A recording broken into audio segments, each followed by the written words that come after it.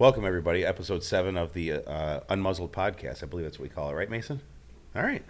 So everybody knows this guy next to me, Jeff Stanfield, who, oddly enough, was the first podcast I was ever on. And now you're kind of on ours, but this is more like a joint project, I think. So you're up for a few days. Yes. Best idea that you ever had was tell me and Michelle to come up here. How many times? This is your second trip to Michigan? No, I've been to Michigan With multiple me, times, but second time I've been to here. Here? To the headquarters. Then the other time there was, we drove up to Grand Rapids and met you. Yes. With the family. But I don't think Michelle was there on that trip. Yes, she was. The whole family went to Mackinac Island. That's right, okay. Or we went to Indian River So how many times has Michelle been to Michigan? 5 or 6. Yeah? We were there we were in October. We went to Detroit and we went to Mackinac and up towards Copper Harbor. Copper Harbor. Beautiful place. And your wife's from up there. She's in the back of the shop. I don't know what she's doing. No, but she's from. Yeah. She's a Ooper, is what you call them? Youper, they call them. Yeah, Youpers. Yeah. Yep. So what are we going to talk about today? What do you want to do? Talk about dove hunting. Okay. We can talk about that I know nothing about because we live in Michigan. No dove season. We live in the free state of Texas, where we can dove hunt. I looked up some numbers today on the dove hunting. Average lifespan of dove. You told me yesterday, 15 months? It's 2.5 years. Okay. So it's 30 months is 30 about months. is about max on a dove. You know what the oldest dove ever recorded was? If it's 30, you take a guess. 30 months is 6 years. 30 years. So they can live that long. Yeah. So what takes them out? Well, where we live at, old age is at 30 months. They're very susceptible to hail, windstorms. They don't really have a lot of house cats. House cats kill more birds than anything. So I'm sure some cats get them too. So they get caught in hailstorms. So here in Michigan, Midwest squall, thunderstorm, the hail always comes before the storm. Same thing down in Texas, right? Everywhere. Unless you're in the middle of a storm, it's got a big hail core in it. But you're getting squall line fronts. Like we get them on dry lines too. We'll have the bad thunderstorms in front of them, and we get a squall line like y'all have. Yep. And with that, the hail is on the front side of the storm, and then it goes to heavy wind, hail, and rain. I know with flying, they'll always say like you don't want to be up at altitude. You don't want to be within 50, 60 miles of a big squall line because that's more likely you're going to get peppered with the hail in clear air because that's what it blows out in front. Right. Well, the hail will wipe out a dove crop or a bird crop. Wichita Falls, about 6 weeks ago, had a major hailstorm hit. It might be, I think it was in March. But anyways, I drove through town like the next day, and there was dead birds everywhere. Laying in the parking lot. Just from the hail? Just from the hailstorm. Because it got a big wind blew with it. They had straight line winds, 70-mile-an-hour winds, and then they got golf ball size hail. What do you think that 70-mile-an-hour winds did? All them birds got out of the trees, in the air, and then that hail hit them. There was dead birds laying everywhere. Not just dove, blackbird, everything. But there was dead birds all over town. We don't get that hail that often here. Dirk, what do you say when we get for hail? Like maybe once... Maybe. And when we get it, the biggest hail I think I've ever seen is the size of a marble, maybe. Yeah, you're getting pea-sized hail then, I call it probably.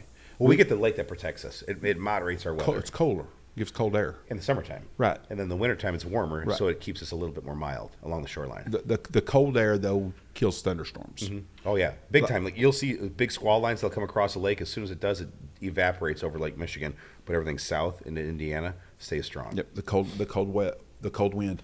We had really bad thunderstorms this past week at home. Real bad thunderstorms. I chased on Sunday.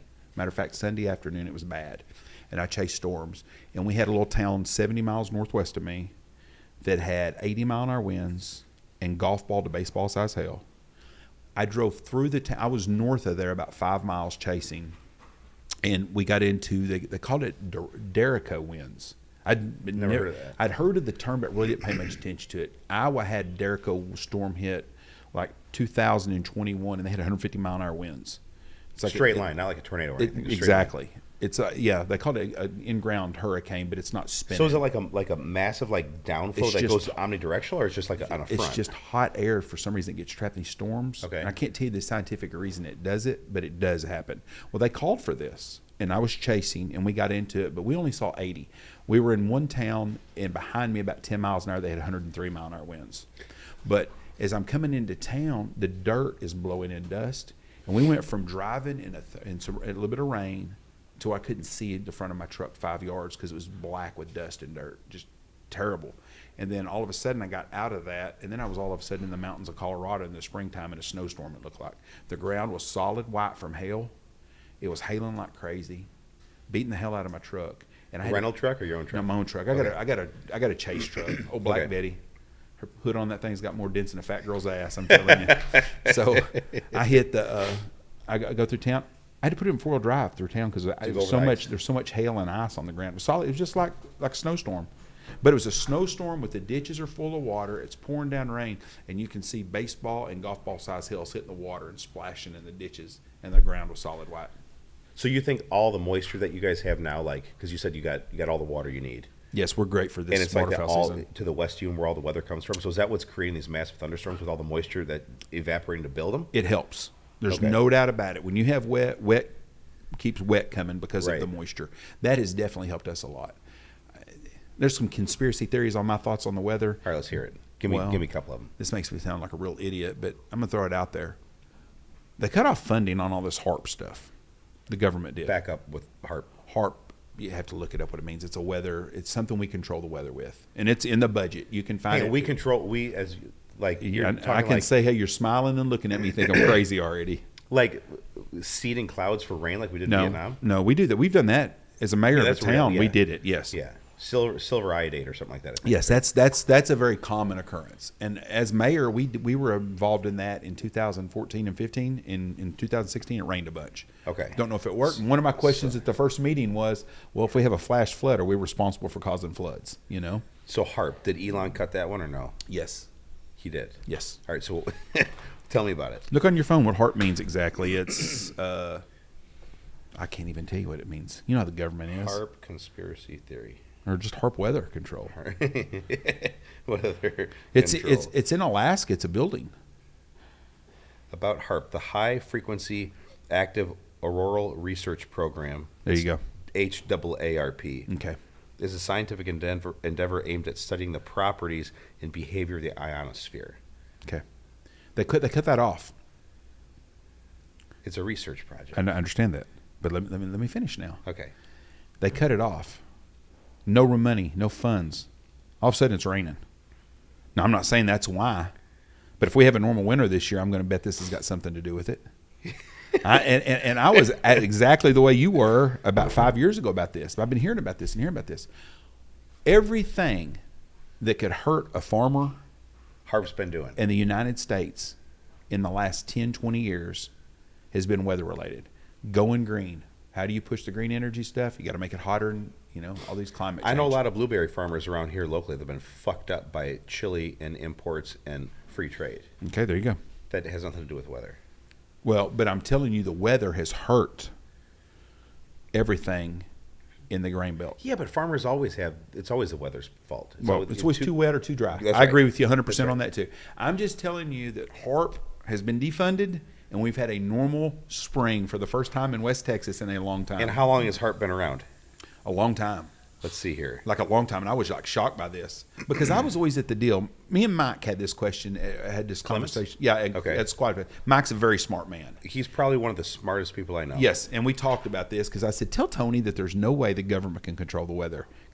And Mike's like, no, you can't create enough energy. And I'm the same way. Because when you fly a jet all the time. You know it up there. When you get up top and you look around, the atmosphere's huge. There's a lot out there. To be man-made to control something, I'm like, And my first time I started buying in on this weather BS was when we did the Asheville, North Carolina stuff last year. The hurricane stuff. Okay. That was a weird deal.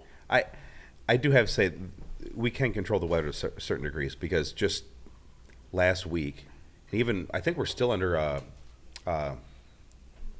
weather advisory, like a air quality alert because of Canada. So there's a forest fires up in Canada. Last year, same thing was going on. I think it was last summer, wasn't it, Dirk, or spring? It was last summer. You could smell a campfire. I think it was in August last year. In Michigan from fires that were 800,000 miles away in Canada. In China, all the smog and pollution, clouds out the sky. That affects the what? In what sense are we talking? Like local weather, hazy, poor visibility, maybe more moisture, rain, this and that because of ground pollution? yeah, I'll believe that. But on a macro scale, like globally, no, I don't think we can do that. I agree with Mike. I was with Mike too on this. I don't think we can create enough energy, but there's something been going on. They had that damn hurricane deal. In North Carolina. You think the government funds HARP?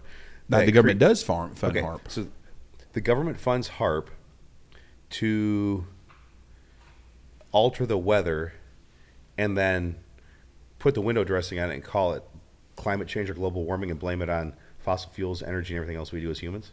If they could do it, would they do that, do you think? Oh, 100% they would. There you go. That's my point, too. That's where you got to the same point that I just, okay. Yeah. I have a hard time finding that they can create enough energy. But you do know about the USS, the Philadelphia experiment, right? No. At Montauk Bay? In New York? Yeah. Back in the World War II? No. We moved a battleship, or a destroyer. What do you mean? We moved it with radio waves and stuff. They moved it. It's a known, you can look it up, off Montauk. With radio waves or alternative energy? I don't know. USS what? USS Philadelphia. Let's look it up. Okay. We'll get on point here somewhere. Or not. I guess y'all don't usually USS talk about stuff like this on this podcast, do you? We don't talk. We've only done like 6 other ones. So. Old number 7. That's when we'll start calling me. It doesn't. Yeah. Okay. Multiple ships. 1799. Let's see the other ones. Or maybe it's the Philadelphia experiment. Maybe probably was what you're looking at. We'll stick a pin in that one then. The Philadelphia experiment. Okay. But they put some kind of energy on these boats. Disappeared. They moved it, and all these guys was like in a time warp of some sort. And these guys all died of radioactive stuff. I can tell by the way you're looking again. It's like the Bermuda Triangle type shit. No, well, this was documented by our military, though. I mean, it's a Philadelphia experiment. If you look it up, it tells you. Well, I know there's. Are we live right now? No, but let's pretend live? we are. Well, just look up the Philadelphia experiment. I don't want to make Mason edit a bunch of shit. We like to just plug this in and hit enter. But we'll be fine. We'll be fine. What do you want me to type in? The Philadelphia experiment. You know about it, don't you? Yeah. All right, see here. Come on, Mandingo. 1943. U.S. Navy attempted to make a destroyer escort USS Eldridge disappear in the bizarre results that followed. Okay, evidence and research, origins of the story. So they're saying origins of the story to begin with here. Oh, the letters that began to show up in 1956. This is like some 1980s Robert Stack Unsolved Mysteries bullshit going on. Robert Stack. Remember that show? Yes. I haven't heard that name in a long time. People get abducted by aliens. The ship disappeared. All of a sudden, these people come back and their wife's married to someone else. They got 14-year-old kids. Yeah. Like, I was just gone a week. What happened? Yeah, okay, like Twilight Zone shit. Yep, but that happened. So interesting. My point is, in 1943, if we could make a destroyer disappear and move, okay, I don't know what we can and can't do. Well, you have to believe that actually happened. I do believe that happened. That I believe did happen for sure. Yeah, but physics says no. Physics might be wrong. With exceptions, huh? In 2 years, I'm gonna tell you right now, it's June. By September 1st, you're gonna call me and you're gonna say, I've been reading about that Philadelphia experiment. It won't be September 1st. It might be by later on tonight when we go to dinner. You're gonna read about it. And I will. Be like, I got to go home on my lawn and learn about this. You might be onto something. Okay. But anyways, so I used to not think that the weather could be manipulated by man that much. I knew we could definitely change some things through pollution and stuff like that. But I'm just starting to wonder if the going green energy, and we got all these windmills all over the country and all this solar stuff, how much of that was planned by our government and our crooked ass politicians to try to make stuff sway their way where they could get votes and money? Sell the narrative. There you go. So I don't know if it's not, but we had a hailstorm the other day back home to Wichita Falls, and it wiped out a bunch of dove in some areas and birds. Because you have a ton of resident doves. We have, I looked it up today, Texas kills 30% of all the dove taken in the United States are killed in Texas. I took a couple screenshots. A third of them. Let me look in here and see what I've got. I took some screenshots today because I knew that you were going to be hard on me, so I was going to have some answers. Okay. 20 million to 70 million of these birds every year. There's 400 million mourning doves in the United States. 400 million. 400 million, and 20 to 70 million of them get shot. Okay, and then you also said that doves will have 3 hatches a year. They'll have 3 hatches a year. And then the first hatch. will have a dove at 3 months old is considered an adult dove. They're almost like rabbits. Yep, exactly. At 3 months, the first hatch of 3 months. So if they have a hatch in March, by June they can be nesting. You think themselves. all birds are like that, or is it just doves? I don't know. What if it is? Well, like our whole life, like robins, sparrows, crows, all this is like normal for them.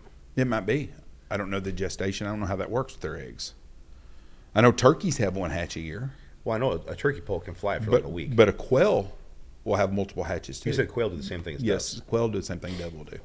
But our dove population in Texas is big every year. Now, we have... What's small in Texas? What is small in Texas? Yeah. Our Dallas Cowboys stink. There you go. I'm not a Cowboy fan. I don't know. Because everything's big in Texas, they say. Most of the time. Yeah, Yeah. we got pretty women, Yeah. good music. Yeah. Huh. All right, anyway.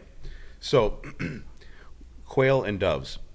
The new show we have coming out, Boss Unleaded. Really, that was like... There's a couple different reasons for that to have been developed. One, to be honest, like, last couple of years here have absolutely sucked business-wise with a lot of bullshit we'll talk about later. Maybe we'll get to it today, maybe not. And we need to be able to have a product that we could kind of diversify, get into new markets, but more importantly, we need to have something that we could manufacture in the off-season, relatively low cost, and be able to have it as collateral for debt coverage. So we developed 2 loads, Target and Unmuzzled, or whatever the Unleaded, sorry. And here it is. We're going to get ready to launch it. The Target load's gone quite well. Only thing we're doing different is we have to use a different powder that costs more money to move higher velocity with the dove load. And that's what I shot down in Georgia, January, February. I went and hunted twice with it. What is the dove feet per second? 1350. That's hot. 1380 for I believe it's 1385. That's hot though. That's a hot dove load. Yeah, we're moving it faster because we really did see a difference with using steel shot ballistic gel penetration. I mean, it did make a significant improvement in penetration. We only shot that, I think you told me, like, go out 40 yards. That's where most doves are killed inside 40. Yeah, easily. Most people aren't shooting that far. So I was able to kill pheasants, farm pheasants and quail at, 40 yards is nothing with this stuff. The dove hunting has changed so much in the last 10, 15 years. It's all pass shooting, right? No, predominantly? no. It It's used not. to be. But the spinning wing has changed that. You take a group of guys, and you got 6 guys, they come on a corporate dove hunt, or just 6 buddies, whatever it is, and they park their trucks, got their music playing, and they take 6, 8 spinners, and they stick them out 15, 20 yards in front of them. Dove will come to them like decoys. It's just like shooting They doves. just flutter above them or land in them? No, they'll land. It's just like shooting. So you're in cut fields, or what are you hunting at? Sometimes they're in cut fields. I always play it smart. I'm a lazy guy. So I'm going to shoot a bird where I ain't got to land them on, make sure when they die, they land on the road, like a dirt road, so you don't have to get stickers and stuff. Okay. So, or but you But you can go with dogs, right? Yes, but Okay. yeah, dogs is not really the answer for a lot of dove hunting because where we are, it's hot still a lot of times They'll in shut down. September. It's just you don't want to get a dog overheated. Okay. And you got a lot of stickers. Okay. Because a lot of our dove fields that we're hunting on are wild sunflowers that we shred. Because you're hunting over milo, corn, wheat stubble, Hang on, you shredded wild sunflowers. Explain that. We've got, when it rains, like we've had a wet spring, so we'll have lots of wild sunflowers this year. There's wild. Just like any wild, like a weed. It's just a wild sunflower. Like and they're volunteer small. from commercial? From years. No. Just wild sunflowers. Just How big are they? They're smaller. The heads on them are about like this compared Okay. to the big ones are like this. Okay. They're small. The dove love them more than anything in the world. And you shred them. So you go Just tractor, with just shred them. Just shred them down. And that's great food for them. With a brush hog or something like that. And so you'll go by a field, and let's say I've got 80-acre field that's got wild sunflowers in it.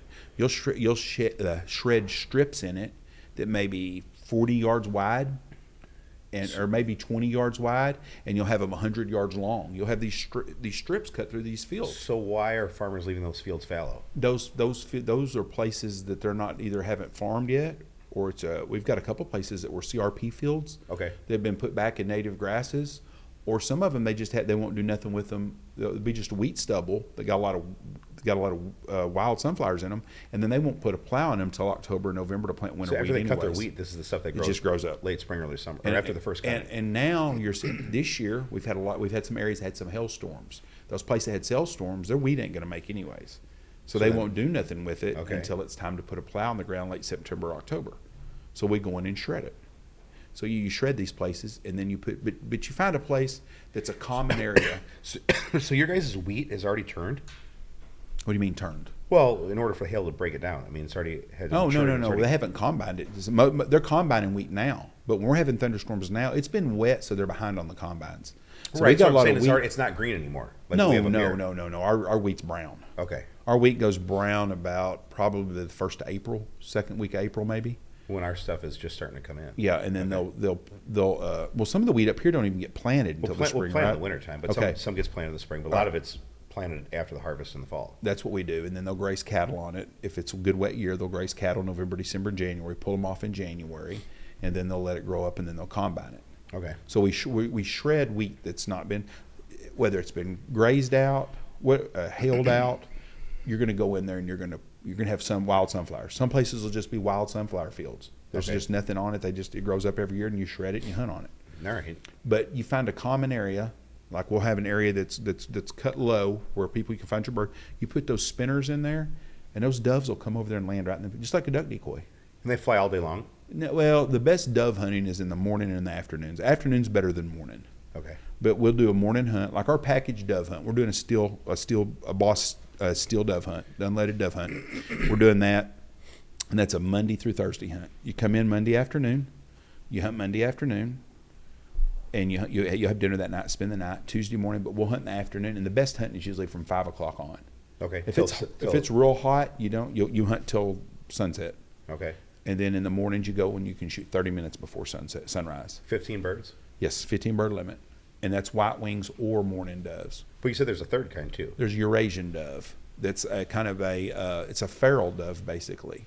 It come from Africa or somewhere. Story is that some guy in Florida owned an island, and he brung some of these birds in, these dove, and they're bigger. They're like a pigeon almost, and they live in a 7-mile circle. And over the years, they have gotten all the way to Texas and Oklahoma now, and they're bigger doves, and there's no season on them or limits on them. You guys shoot the hell out of those too? We have days we shoot a lot of them. I tell guys shoot 15 birds, but I'll have them go, well, we shot 7 Eurasians. Well, you got to keep a wing attached so the game warden can tell the difference between them until you get to your home. On all of them, or just the Eurasians? Just the Eurasians. Okay. What do they if look you're like? they're like a dove, but a lot bigger, like a pigeon. Okay. They're twice as big as a white wing or a mourning dove. Oh. And then the mourning dove's a different bird. You know, we used to not have white wings where we are. It used to be just mournings. We got a lot of white wings now. And the white winged dove, they fly later. Mourning doves will fly at first light. Okay. White wings, sometimes it's 30, 45 minutes. And they're more of a schedule oriented. They're kind of like a goose is. You know, if you have a big geese and they go to this field, they go there every day. Yeah. Well, these white wings are the same way. They go to the same fields every day. So once they're on the ground, they get up and move a lot, or they'll be in a field and that's it? No, they'll land in food, but they'll bounce around a little bit in the field, fly around. But you'll get to a field sometimes if they've already got to the field before you get there, and they just fly up left and right. Huh. And we winter, what did I say, 30 You said million? there's 400 million doves in the United States. 30% of them, of the 20 to 70 that are hunted, are harvested every year. Are in Texas. So let's say we have 100 million doves. Yeah. There's a lot of dove in a lot of places. And they're very adaptive. The white wings love to stay in town. Like you go to my backyard in Knox City, Texas right now, and I'll have, I don't know, some days 20 to 50 in my backyard every morning. And does that number get bigger, obviously, during the migration in the late summer? You don't even notice You don't it. even know. They're just there. The white-winged doves stay around our area year-round. What about the common? The mourning dove will come and go. You'll have a lot of mourning doves, and they'll migrate more. The white wings seem to stay around that area more. But like I said, we used to not even have them. I don't think we have white wings in Michigan. It's cold, but they're moving north. They're like the Mexican tree duck. Same way. We used to not have Mexican tree ducks. Now we have tons of them. Yeah, whistlers or whatever. Whistler, back-bellied whistling tree ducks, Yeah. Mexican tree ducks. They call them whatever they want to call Yeah. them. But we used to not have them years ago either. Now they're everywhere. So what do you guys enjoy doing more, the dove hunts or the goose hunts? Dove season days are longer. They're the Okay. longest days of the year because they start the same, 3:30, 4 o'clock in the morning for us. But I don't get home until Why? 11 because we do breakfast that morning and you got to hunt. You got to be out at first light. Yep. Well, goose season, we have dinner at 6 o'clock at night. It's dark at 6, so we have dinner at 6. Mm-hmm. During dove season, we don't eat until dark, so it's 9:30 at 1st of September. By the middle of October, it's 7:30 at night. We're having dinner. The guides probably like a hell of a lot more. I don't have to have a lot of guides during dove season. Dove season is a pretty hands-off deal. Is it? It's easy. I like dove season for that. Dove season is a lot of corporate groups, 40 to 50 people. You got 100 How many guys can you put into a 100-acre field? Oh, a 100-acre field you can put if 40, 50, 60 people No easy. problem. No, you just spread them all around the outside of it. You need more hunters. A lot of guys would be like, I just hunt It's like with tower 6. shooting pheasants. Exactly. Keep them bouncing around. You got to have that. If you don't do it, you're screwed. Yeah. Because I'll have guys that are like, well, there's just 6 of us. We want to hunt by ourselves. And then you take them to a field, and they're like, is there a lot of dove? Yeah, if they just land in the middle, they didn't bounce around. You got to have people to bounce them around. So you haven't shot the steel stuff yet. No. So we shot it, like I said, we shot it on quail, we shot ducks with it, we shot pheasants with it, shot clay targets with it. And I hate this. I never bashed steel ever, like a day in the history of Boss. Like I never publicly said steel sucks, this, that, the other. All I did was talk about the differences between steel and bismuth, ballistics, so on and so forth. But what we realized, like with small, like clay targets and small birds, you don't need 4 inches of ballistic gel penetration or 2 inches or whatever that magic number is because the birds are so small. Like a little goes a long way with this stuff. One pellet will kill a dove anytime. Yeah, probably. It does ducks and geese sometimes, but on dove, definitely. Yeah. They're not very hardy. No, they're not tough birds. But so I think stuff's going to work great, and a lot of people are like, they're giving people like friends of ours, Kyle Green, got a TV show, Greenway Outdoors. Have you ever heard of Kyle? Mm-hmm. Okay. There's people that are saying that look at Kyle's company called Greenway Outdoors. He's anti-lead. He's this left-wing environmentalist. So it's not true at all. And the only reason I'm not making a shell with lead is because top reason number 1, I don't want it around my people. Number 2, I don't want it on my property.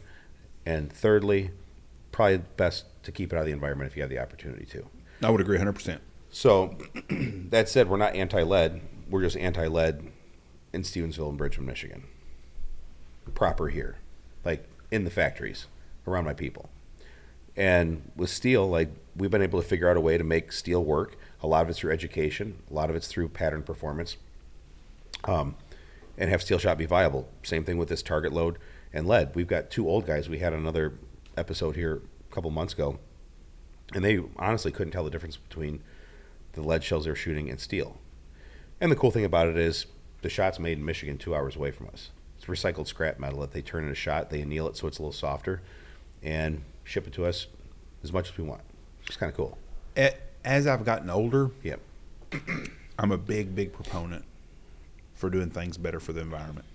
And I think that's I think as you get older, you appreciate more of what we have, and you appreciate more of being a good steward. When I was younger, I didn't care if I shot lead, steel, gasoline, whatever. I didn't care. Yeah. Dude, I wanted to kill something. Yeah. But as you get older, you respect and appreciate that more. And you want to leave something left for your grandkids. And lead is not good for nothing. I've got a piece of lead in me from when I got stabbed when I was in 3rd grade. With a pencil? Yes. Was it sure that's not graphite? Are you old enough where those pencils were lead? It's like arguing with my wife. It's lead. It was a lead pencil. It was in 1973 or 74. It was lead. I'll give it to you. That's right on the teetering point, I think. Here we go. Anyways, I've got some lead in me from when I was a kid, when I got stabbed by a little kid.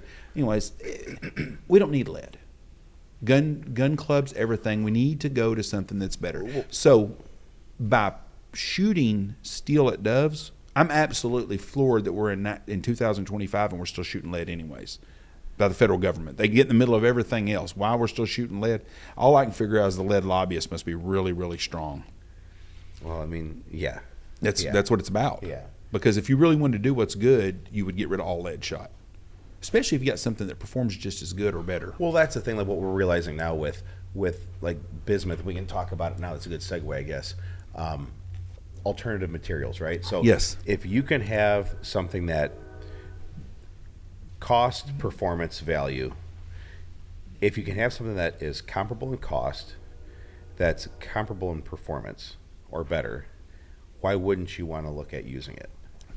Can't give you an answer. And that's kind of how we got to be a little popular coming on the scene with Boss in 2018 was we were able to offer a pellet that was remarkably denser than steel, that performed close to lead for the price of premium steel shot. And that was, I mean, obviously we were barred by having to be non-toxic with waterfowl, but that's what we offered. So by doing the same thing with a lead shell, offering it in steel for a very like targeted market for clay targets or for doves, small game quail, that type of thing, why not use it?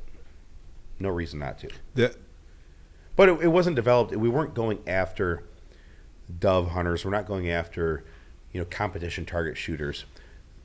Outside of like the financial ramifications of developing the loads, just to help operational, with Inside Boss, we were trying to be able to create products that our existing customers would be able to buy and use in the off season. That's all it was. But over time, I think we're going to see more and more people come into the brand by way of Steel Reserve or the Target Load or the unleaded small game shell that may not necessarily be waterfowl hunters to begin with. When Boss come out, first time I talked to you was in 2018. It was on day 3 of us being open because you called us on day 2 and I didn't get back to you the next day. But I thought you answered the phone. But anyway, I talked to you on the phone. Steve did. Okay. Yeah. But I talked to you on the phone. Yeah. And we talked about all this stuff. We were trying to figure out how in the hell you found out about it so quick. Good news travels fast. Yeah. So once we got on board with Boss, and we've been on with our podcast, we've been right with you all in our since day 3. Yep. So in 2018, and it was funny, the first time I would talk to people that first fall, you need to shoot Boss. Oh, that stuff's expensive. And the next year, and then they shoot it. Like I'd give them a couple of shells at the lodge. And I'd say, shoot this. And they'd come in, oh, that's just awesome.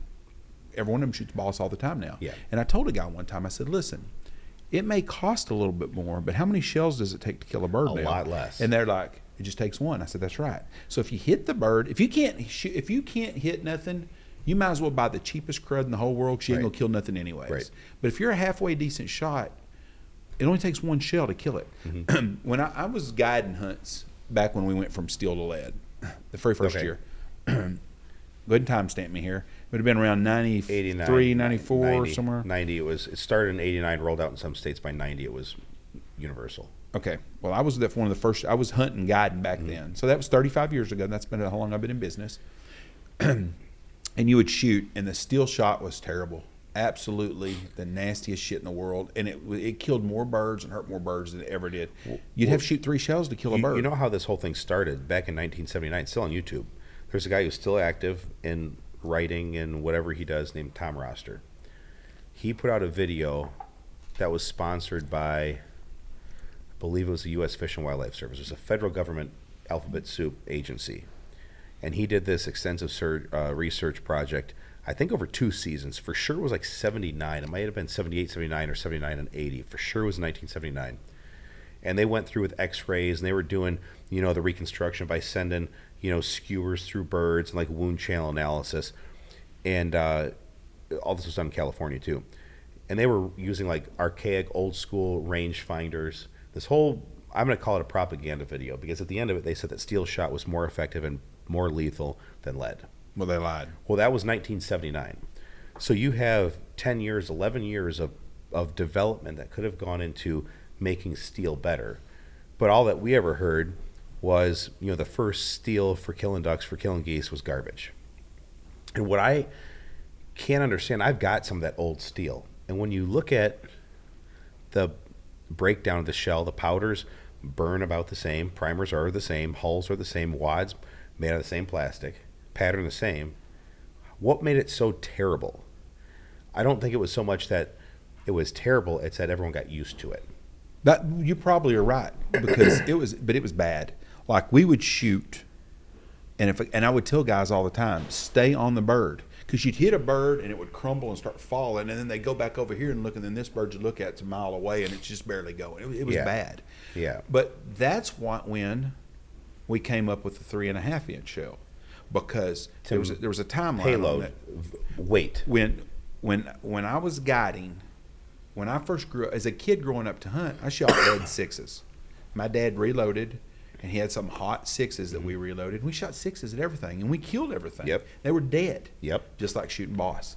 So the first time I shoot boss, I'm at one of our playa lakes, and you sent us some shells.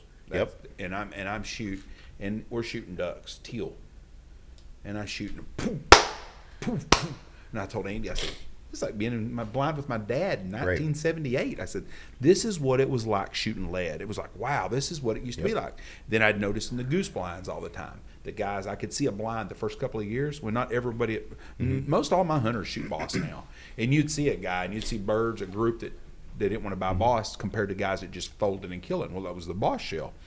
So when I was guiding, back to when I was guiding in 1990, 91, we quit. It didn't work to shoot still. So guess what we did? We had to have 10 gauges. So then everybody's shooting a 10 gauge, and we're shooting T shot and F shot to kill small Canada geese that are landing 15, 20 yards away to Was it kill really them. that bad? It was terrible. It was absolute trash. And every year they'd get the feet per second a little bit faster, and this would be faster. And I'm not a scientist, so I don't know the numbers. But I'm visual, and I sat in this and I noticed. And the first thing I noticed that changed was when I shot your boss. I shot the original bismuth that Sketch Mason and them had. I knew them guys. They hunted with me. And that would have been in 95, 96 maybe. Mid-90s, yeah. Yeah, I had them. I shot that stuff. I took a bunch of it to Alaska and shot a bunch of it. Nothing shoots like Boss did. Nothing. So when I first shot your stuff teal hunting again, I was like, wow. And then we shot and then we've come out now with your Steel Reserve. Steel Have you Reserve. shot that yet? Yes. Shoots it great. Why are you rolling your head up? It shoots great. It's great stuff. because I get stuck in like the science behind it, and you believe like just physics, right? But what I'm slowly coming around to see is, Dirk told me the guys from Pacific, like I think they converted their steel guys now, Steel Reserve. It's cheap, it works well, and it was a product that was rolled out to combat these price increases that we were being forced to roll out because powder got more expensive and all of our components got more expensive. So we started making changes like, hey, let's manufacture our own wads to drive down those costs. So you start looking at where can we create, economies of scale that it makes more sense to bring it in. But the big thing that killed us, 5-6 months ago was this Chinese metal thing. And then usually, like, when I get in a bad mood, I developed the copper plating because I felt like Heavy Shot got in the bismuth game reactive to what we were doing, as was reported to me by people that were close to me. You were taking the market share. Right. So I got pissed off, and I kind of like, what did Walt Disney do to like make things better? He would like plus everything. That was his big thing. Plus, plus, plus. So we plus the bismuth pellet, put copper on it, worked better, patented, cool. So then you're coasting along, things are going great, you're growing, everything's good, everyone loves the product. Prices start getting more expensive. Everyone bitches about that. So you can only take so much and absorb that before you have to pass it along. And we kind of did that longer than we probably should have. So then you start raising prices and people lose their damn minds. So we're dealing with that. Then all of a sudden, February, things got really weird where metal became like unattainable, or bismuth. The price shot up to, for a moment there, 10x what we were currently paying. So we were able to secure what little we could get from our vendor, and we had to roll out the price increases, so on and so forth. But then at the same time, I'm thinking, how am I going to have, and then China says no more metal at all. They shut it down completely. About the same time, they announced a new technology where they're able to make a new chip, like a computer chip, that's 40% faster on 10% less energy than like Pentium or anything else that's silicon-based. Oh, what's funny, what I learned now, I was talking to a guy that runs a nuclear power plant here down the road, and he said that AI data centers, like they're building the biggest one in the world right now by me. Those things consume 3 times the power of like what our current, like the projected growth in our area where these data centers are going to start popping up. They need to triple the amount of energy available to feed these places. Meanwhile, it's taken 40 years to be able to get to the existing output in our area. And now they need to have 4 times that much in 10 years. They're building one of those AI centers at Abilene, right south of me. I drive by it all the time, probably 3 times a week. You know how many gallons of water a day, potable water, They require? Yeah. How much? 5 million gallons of potable water. Now, up here in Michigan, that's not a big deal. No. But no. in West Texas, Right. Well, 5 million so gallons right now, of water a day. gas is the cheapest form. Natural gas is the cheapest form of electricity. What they're coming out with now, like we've got 2 gigantic reactors here in Bridgman, and then one big one up in South Haven. So we've got 3 nuclear reactors that are probably 60s technology, built and implemented in the 70s. They're 40-some years old. They had a 20-year lifespan at first. Now we're going 40, 45 years, and they're going to keep on renewing them for another 20. So these are going to be 65 years old by the time they think about shutting them down again. But there's a way to make, they call them SMR, small modular reactors. I don't know enough about nuclear fission, but basically they can make these, they can take 4 smaller units. That Bill Gates is building now that's going to be the size of a Connex. I don't know if Bill Gates is doing it. There's a company called Holtec that has technology to do it. They can take 4 SMR reactors, and it will generate the same power as one of the big ones that we have local. But they can be run closed loop and not have to have a supply of water because they can be cooled with sodium. So totally closed loop. No ice to protect the reactor core or any of that stuff. So it's almost like drop these things in. So that might be the next wave of technology to help bridge that gap. But what they're saying is with electricity being regulated, you can only charge so much for the power because it's all like mandated with regulations. So because nuclear is so much more expensive, but can produce the power, there's that delta between what can we charge the consumer and how do we cover our overhead to operate these facilities. And that's where these AI data centers are willing to pay more for the electricity to cover that gap because they need it at any cost. It's kind of scary. But anyway, so. The gold standard, the ones with the gold, makes standards. Yeah, that's right. So back to this metal thing. My best work's always done when I'm in a shit mood. Same way that I developed War Chief, right? You shot War Chief? Many times. You could tell the difference between War Chief and... Right? Yes. Okay. I felt bad for the birds in Canada. So now it's like, all right, so you get this killer product. Things are humming along. You've had your setbacks. You get pissed off. You move forward. This whole thing with China locking down the metal, and basically they went to all the other countries. The first thing that happened this is back in 2020, Trump hit China with a 20% tariff. We were getting metal from that time from Korea. Well, when Chinese metal got 20% more expensive, Korea just raised their price 20%. So that market was efficient, that they were all kind of like working in cahoots with each other. China basically said to all their other countries, Laos, Vietnam, wherever bismuth is being mined, you're not sending it to the United States or anywhere in the world either. Cool? Yep, we won't do it. So now demand went to like through the roof temporarily. Supply went down to 0. What wound up happening in the last 5 months are a lot of people that needed it for industrial applications like galvanizers, foundries, us. We said, screw it, we're going to develop alternative methods that were already implemented, but they were just at a higher cost because when you're getting metal for X price, you can do this, that's cheaper, but as soon as it goes up 400%, what are you going to do? So my big thing was I want to be able to develop something that's going to keep us viable in the future, but use U.S. sourced products that aren't going to be hit with tariffs, that aren't going to be subject to trade wars or anything else. So we've got all the equipment on order. It should be delivered the first week in July with everything. We've got 3 different sets of machinery. This whole thing is theoretical. I made prototypes. Basically what I can do is, it's actually better than War Chief.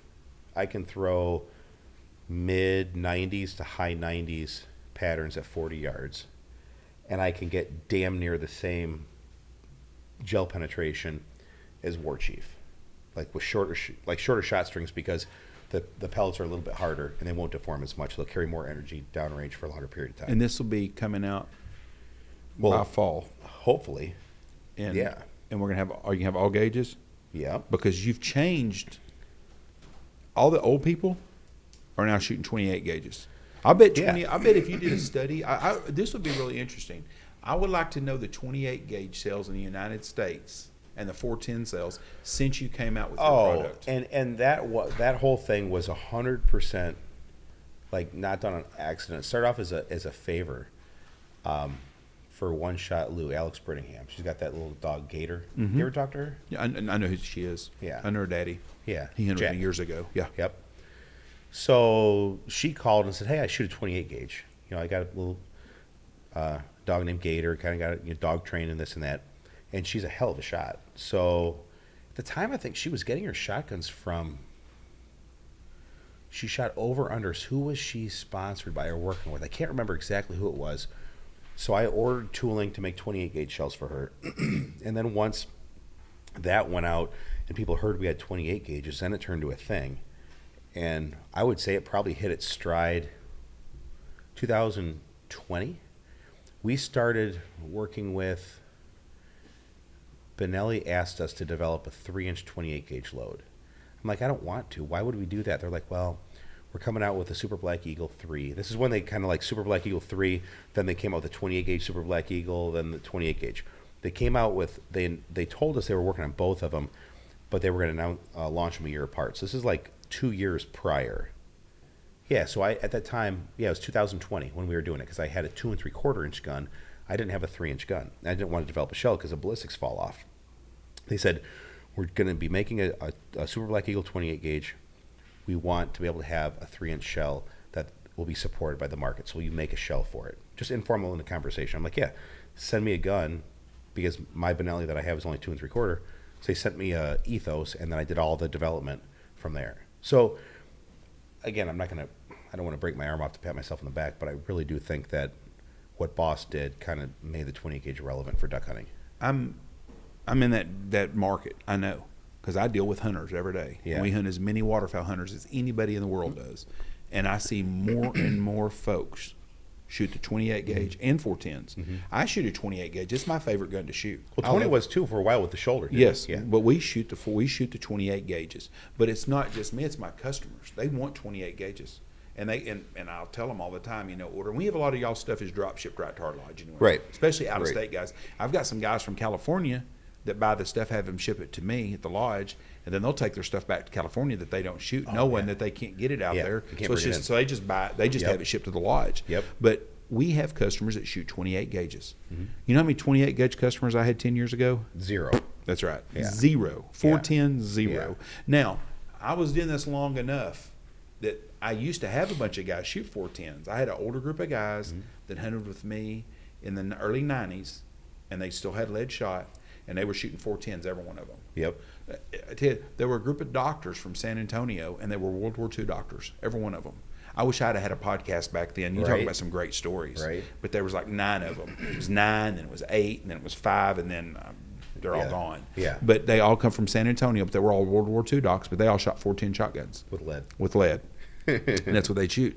But now, every day I have someone that shoots 28 gauge. So every day. What we're going to try to be able to do, like you say, for all gauges, the way I feel it's going to wind up working this year is we're only going to be able to make 3, 4, and 5 shot sizes. What do they make more than that? Well, you get the guys that want 6s, you get the guys that want 7s, and your goose hunters want 1s and 2s. The 7s, they can shoot these dove loads. Yes, but I can tell you that, like, on ducks, shooting ducks past 35 yards with, like, steel 7s isn't a good idea unless you're, like, way out in front of them and put them in the head. I shot your 8s and 9s. I kill ducks with a steel 1350 or whatever, 1385, and it's just a little bit. It'll kill him, yes. Yeah, but it doesn't hit him as hard as like what I'm used to seeing. That's what I want. Nobody needs to be shooting a duck after 50 yards, anyways. I'm shooting ducks at 15 yards, 20 yards. We live in Michigan, and sometimes they don't come in that close. Well, where I'm from, yeah, we shoot birds close, like you're supposed to. Yeah. And most of the people that are customers of yours are the same way. Yeah. Now, you'll shoot some long shots even when you're trying to shoot them close. But I have shot the 8s and 9s of yours at a lot of ducks and killed lots of ducks stone dead. With bismuth. With the steel? With the steel, the prototype loads. Because we did make bismuth 9s for you like 2 years ago. And I love them. And I still have a few left. This is just trust me. It's okay. It's not what you want, but for long distance. Anyway, Yeah, year one, it's probably going to be 3s, 4s, and 5s because our number one load is like the 3.5. Okay. Great load. Yeah. And then we'll make 3s and then 4s and 5s. If we can get our shit together and really scale this thing, but I'm just being very conservative. It's the first time I've been like ultra conservative with my estimations. But again, like we haven't even made one pellet yet. Again, it's all like... Yeah, but that up there is a genius and it works. Yeah. You've changed the whole market. Let's talk about this real quick, okay? This Sure. is your podcast, not mine. No, I'm go going to ahead. kind of take a Run lead the for a show. second. Yeah. But you've changed the whole game completely. No, you have. I'm 35 years into this. Yeah. I'm 57 years old. I've been waterfowl hunting since I was a little kid a Yeah. lot. Very, very lucky. I've had a blessed life, but I've been around this game a long time. Since I've been in this game, there's been 3 things that have changed. Okay. The first thing that really changed this game is when they come out with better clothing than having to wear snowmobile suits, and that's all Yep. they had. Yep. The clothing has changed. Okay.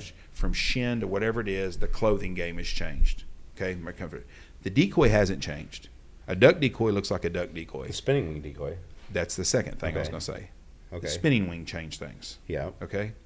Your shells have changed things. That's it. The 3 things in the waterfowl business. Oh, I will go 4. And this Okay. one's the worst. This one's the most detrimental to waterfowl hunting. Social media.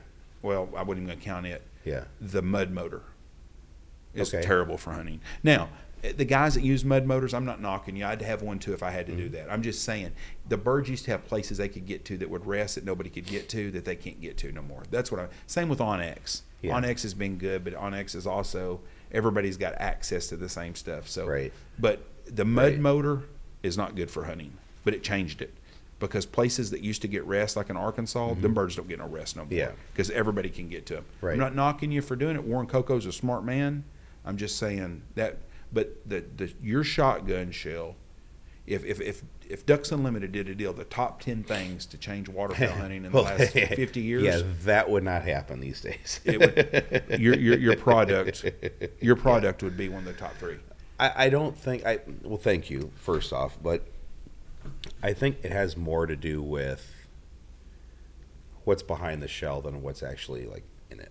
Because at the time there were 2 people that were making bismuth shells. Rio was doing it and Kent was doing it.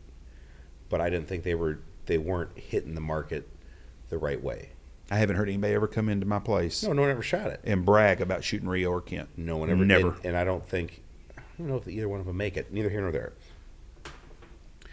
What was different was like the approach that we took.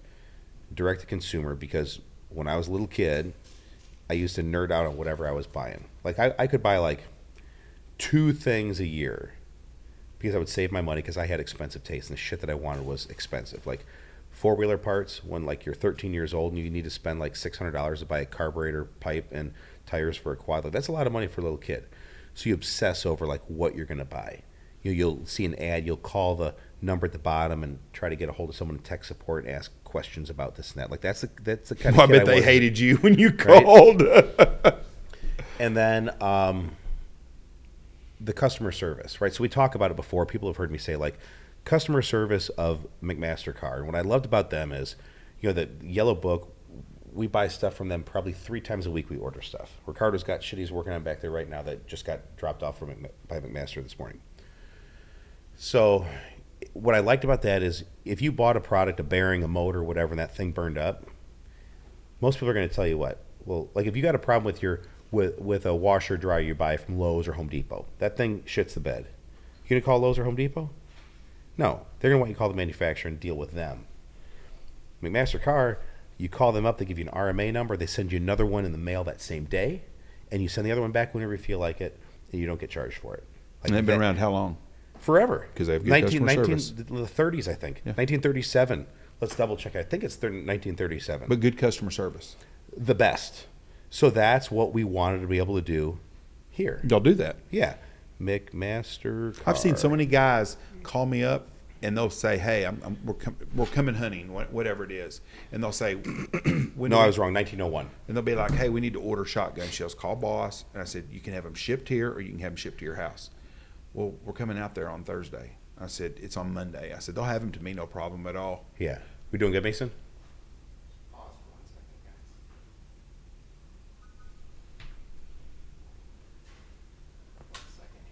What we got to do? Cards full?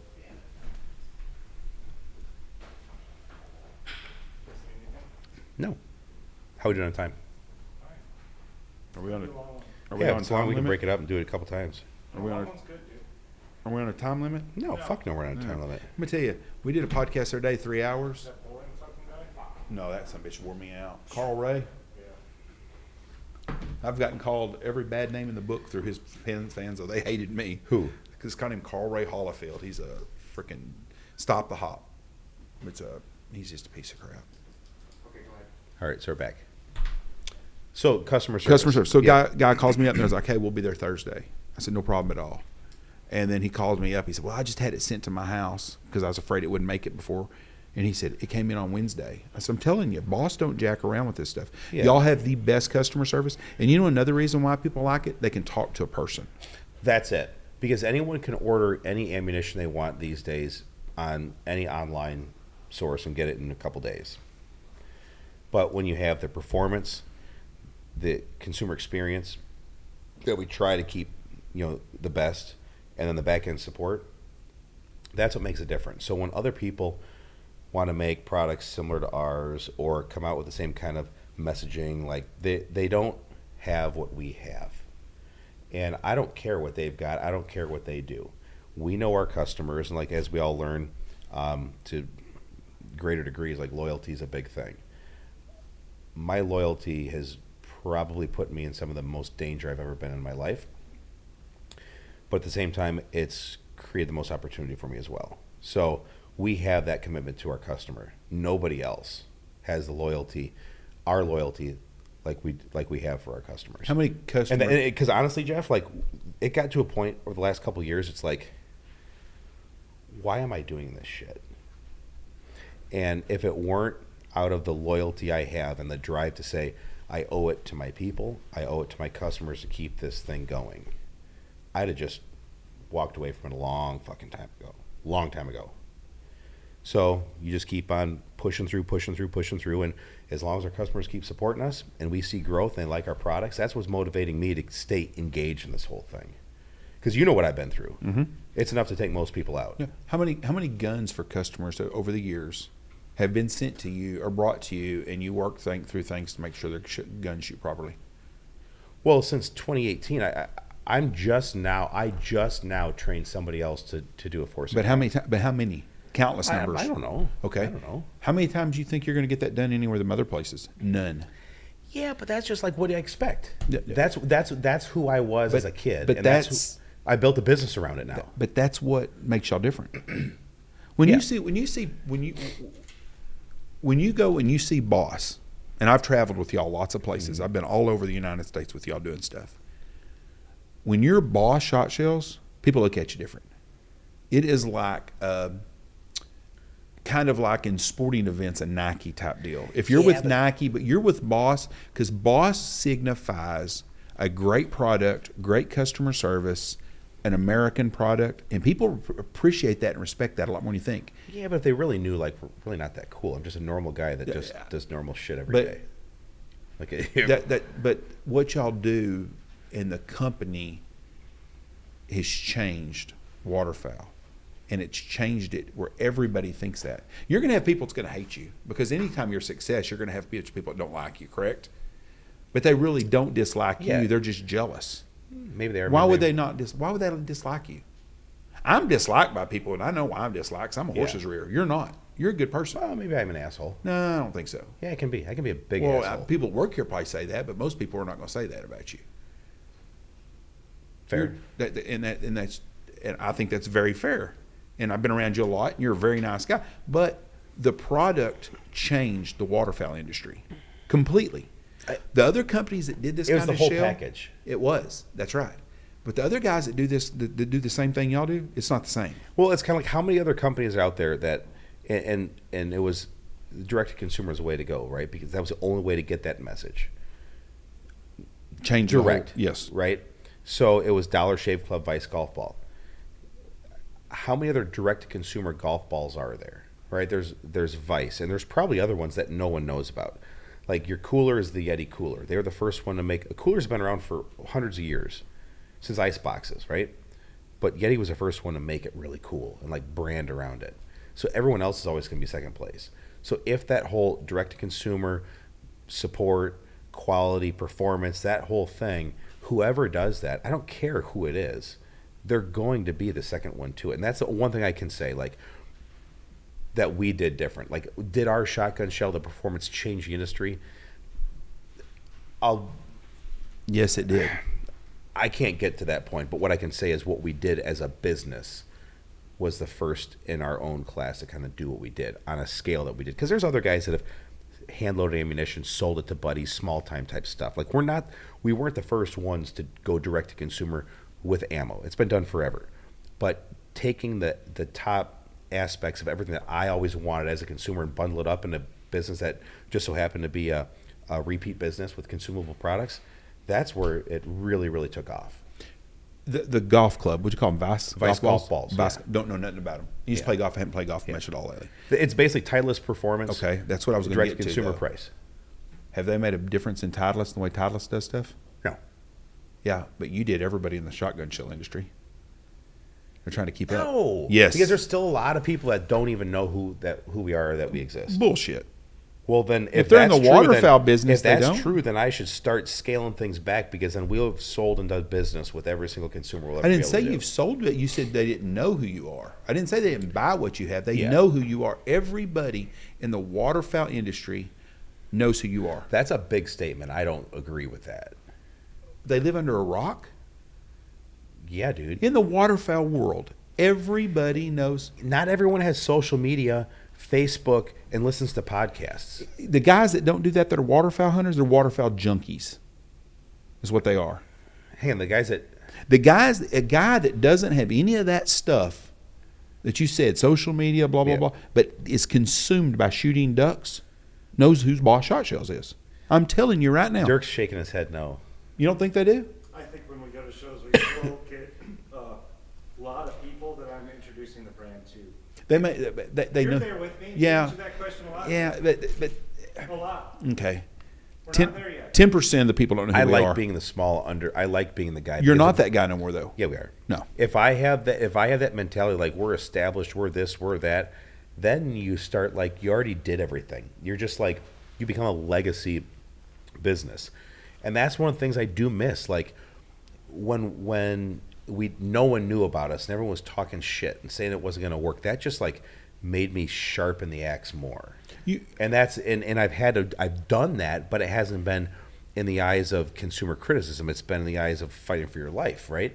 But again, like now that's soon to be behind us. The next thing is just I need to have inspiration, motivation, or people to piss me off to keep that whole thing going. I think you're misconstruing what I'm saying here. I'm not saying you're resting on your laurels by any means. I'm just saying everybody knows who the brand is. And Dirk's right. When we go to a lot of They shows, don't, and people though. know. But most people in the waterfowl business know who Boss is. That doesn't mean they've all shot it. I would say Because most, once they I'll shoot give you it, they this. won't shoot something else. Most waterfowl businesses know we exist, and we've kind of changed the way a lot of people do business.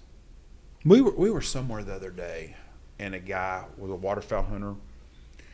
God, where were we at? Maybe when I was in Florida. Maybe I was talking to a guy at Disney World or something, and he was and he talked about shooting waterfowl, and I said, Yeah. "Do you shoot Boss?" He goes, "I hadn't shot it yet, but he knew who y'all were." Yeah. I said, "If you ever shoot it, you won't shoot nothing else." I said, "Trust me, just try it and see what it's like."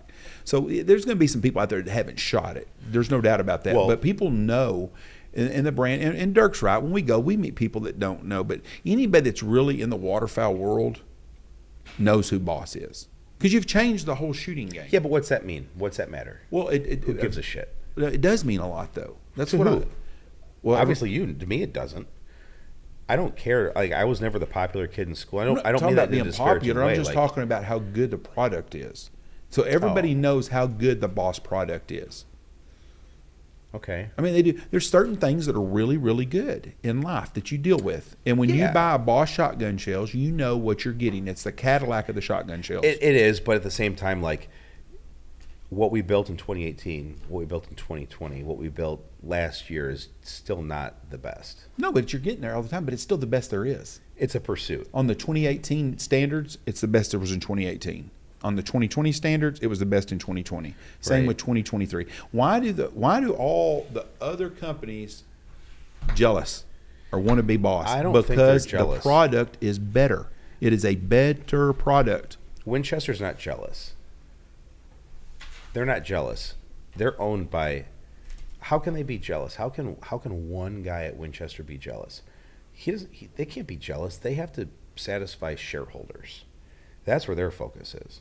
They got to make money. Yeah, and that's why they kick out inferior product all the time. I wouldn't say it's inferior. I would, Well, be because I careful shoot with it. Why? that. Yeah, you got to be able Okay, to prove we it. won't say nothing bad about nobody. I'll give you that. I won't, Okay, okay. so- This podcast I won't. But I'm just telling you, on product wise, the people that come to shoot, it's the Cadillac of shotgun shells. Well, I will tell you that there have been people that work for Winchester that have driven to my shop to buy ammunition that they don't make. See, now you're agreeing with me. You're just being nicer about it. No, than they I just was. didn't make that particular Right. product they wanted. But- what I'm saying is I shot Winchester stuff. I've shot Federal, I've shot Remington, I shot all that stuff. And what led me to develop my own product was you take the things you like with certain things, the things you don't like with others, and then you put it together, make it your own, and get the message out there. They're But what I'm saying is they're not jealous. There were smaller companies that may have been jealous, or smaller companies that may have been pissed off. But I think the biggest thing that drives these larger companies when they kind of start emulating what we do, I understand. I don't take it personally. It's business, right? Piss me off, and I'm going to come up with something better. So really, like, that inspires me and creates a competition that fuels the fire. If there wasn't Boss, would they be improving their stuff? Would they be getting the same stuff they gave and produced for 40 years? Well, I mean, like, you got to look like Black Cloud, Flight Stopper, Blindside, Hypersonic. All that stuff came out well before Boss did. Yeah, ain't yours good. Well, that's an opinion, and you're entitled to that. But what I'm saying is, like, people don't. We didn't cause everyone to be like super innovative with a several 100-year-old technology. When I have customers come through my door, We have taken market share from them. That may have pissed off their sales guys. big time, you've taken markers. But when people come in my door, they're excited about certain things. Yeah. And someone comes out with a new shotgun, and there's been different ones over the years from different companies have come out, and guys are all about that. Yep. Oh, I love this new gun, blah blah, whatever the brand Yep. it is. Well, when Boss comes out, everybody's like talking about the Boss stuff, so everybody's Right. excited about it. Right. It's the best one of the product. Ralph Lauren clothes. Okay. I wear polo jeans or slacks all the time. I like polo. They Slacks. last. You call your jeans slacks? No, not jeans slacks. I wear cotton, like khakis. Okay. Cotton. I wear polo khakis all the time. Yep. I like them. They're good. They last long. They're a good product. Mm-hmm. So if you buy something from Polo or Ralph Lauren, you know you're getting a good product. Sure. They make a very good product. Yeah. Boss Shot Sells is that way, and there's companies that do that out there in every aspect of life. Mm-hmm. I'm not a big boat guy. Chris Craft's still a good boat. Yes. Okay, when you buy a Chris Craft boat, you know you're getting a very good boat. Yeah. Boston Whaler, are they pretty good boats? It's the best. Okay, there you go. So you know that product. That's what Boss does. Boss doesn't have a Hyundai car or a Kia car. You know, they Yeah, have fair. everything you produce is top notch. Well, we make reference to automotive industry all the time. Like when we look where our products fit in line. So like General Motors is GM, but they also have, like Cadillac, right? That's their top of the line. Honda has Acura. Toyota has Lexus. So even though the brand is like Boss, we've created separation and rounded out the brand like Boss, War Chief, Wolfram as our Halo product. And then you can go the opposite way. You can go down to Steel Reserve, right? Then you have like your commodity target shell, your AA of sorts with Boss Target. And then our small game load is now unleaded. So this new shell, because not to say the legacy, I don't want to brand the new one with this new shot under like the legacy brand, because people know, I will say, like, I think the people that know our messaging know that the War Chief is a better performing shell than the Boss legacy shell, right? Yes, very. So the new product line is going to be more in line with War Chief than it is with the legacy product. And if Bismuth ever gets to be back to normal with pricing and supply chain, I'll reluctantly source that material from the Asian countries and have to deal with all that bullshit. But it has to be at the right price in order for me to put it in a box. I'm not going to make it and sell those things for $3 a piece or $4 a piece. It doesn't justify it. You're going to spend that kind of money, go shoot tungsten. But maybe there's guys that have to have it for that old Parker or whatever. So we'll probably have inventory on it, but it's not going to be a mainline product unless metal prices come down. But every product you mentioned, if it's got your name on it, it's a good product and they know Yeah, it. but at the same time, I have to be able to feel good about selling it. Like, and I guess I could say, well, put a price on it, charge as much as you want for it, and people are going to buy 1 million of them.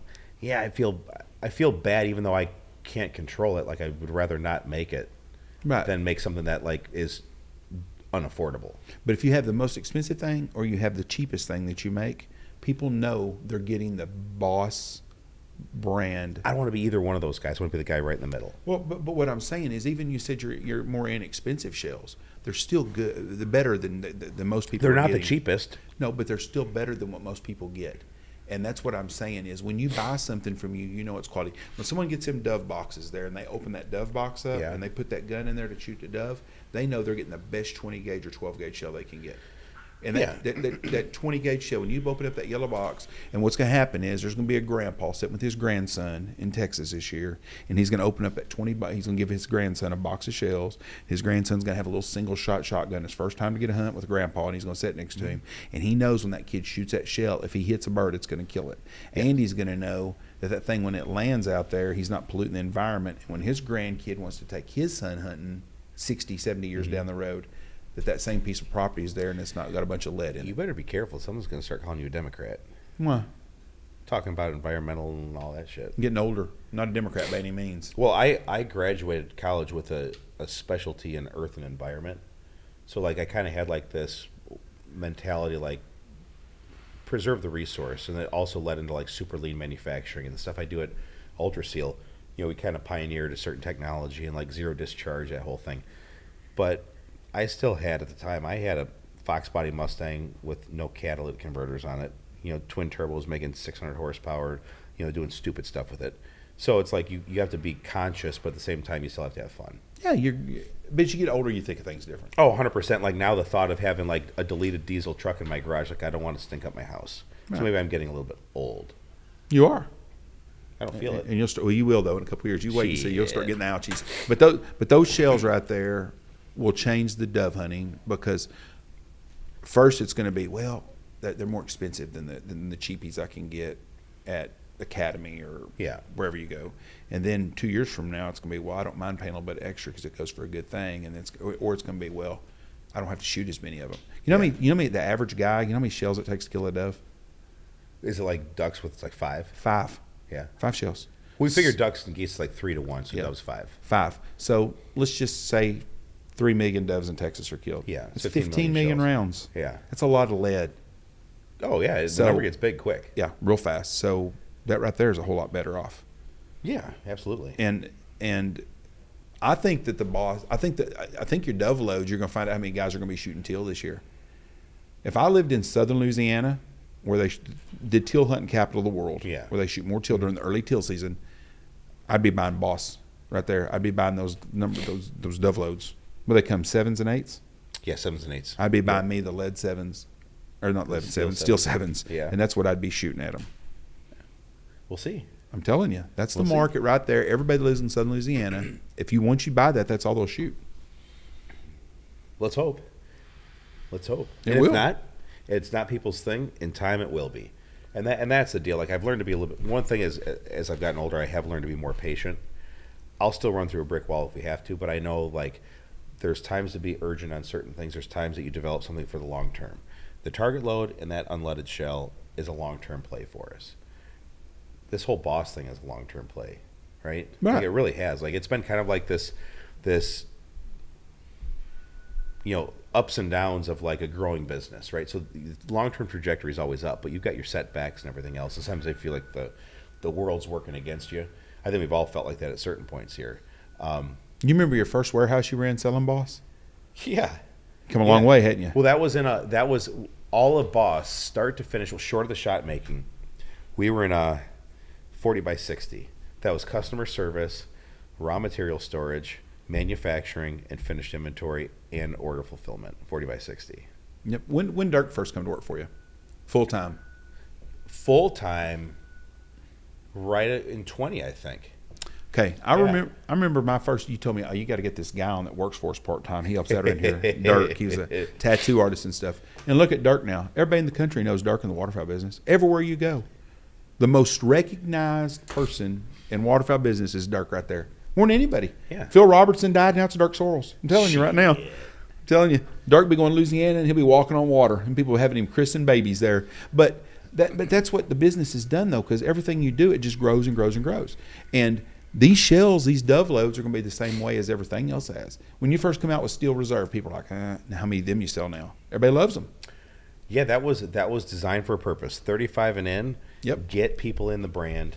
Let's give them two things: get people in the brand, give people an alternative that can't afford the stuff as it gets more expensive. And people love them now. And on that same whole thing with price, what we're going to do with this next iteration, the new pellet, if everything goes as planned, I think I can get close to bringing pricing back down to a normal level, like where it should be and will be. What's the price on the dove loads? Dirk, what are we selling dove loads for? Meg, you got that? 140, 150 a case. 140. 140 a bucks case. So it's those are 200 200. rounds. 200 rounds, target's 250. So Yep. 70 cents a 140, Yep. you said? 140 for 200. 70 cents a shell. Hell of a shot. Yep. Yep. You can go out and buy you a cheap shell and shoot 5 times, or you can hit one with that thing and you're going to save money. Well, I mean, we can't turn a garbage shooter into like an assassin, but No, but the guy the shell will be able to do it. The Yes. guy that hits the bird that he shoots 3 times and Yeah. it flies off and it Yeah. wings and dies in the tree is going to die. Well, the other thing too that steel does offer that lead doesn't is if you shoot 7.5 lead versus 7 steel, we're giving more pellets, and they're patterning tighter, so you can exchange that lack of density for more pellets on target. Plus, it's overkill with lead. And the only thing that I can say about lead, the only thing good about lead is that it's cheap. yes. That's it. There's other stuff out there, whether it's steel, bismuth, tungsten, or something in between, that is more effective, obviously more environmentally friendly, possibly more economical. That's it. I tell you, it drives me crazy about guys on the hunts. You spend the boss hunts a 3-day hunt, $750. It's a very inexpensive hunt. Yep. You get lodging, meals, and $750 hunt, and then a guy would say, "Oh God, it's expensive for shells." You spent $750 for shells. What? So you're talking about spending $14 for a box of Yeah. shotgun shells? You spend if you're going to shoot 5 shots per round, it's really not that expensive. It's like building a house.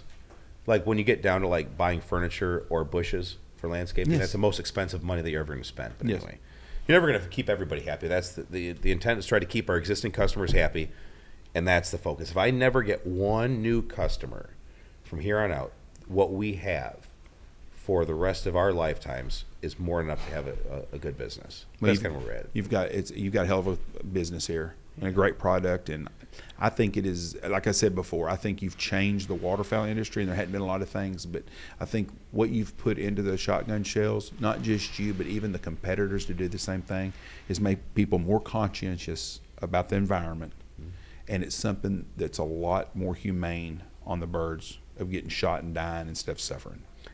And to wrap it up, I think if competition's good, I don't view I don't have friendly competitors I want to outcompete and win. Probably more than any big manufacturer. Probably more than anybody in the Deep South. You're not going to outwork Yankees like us.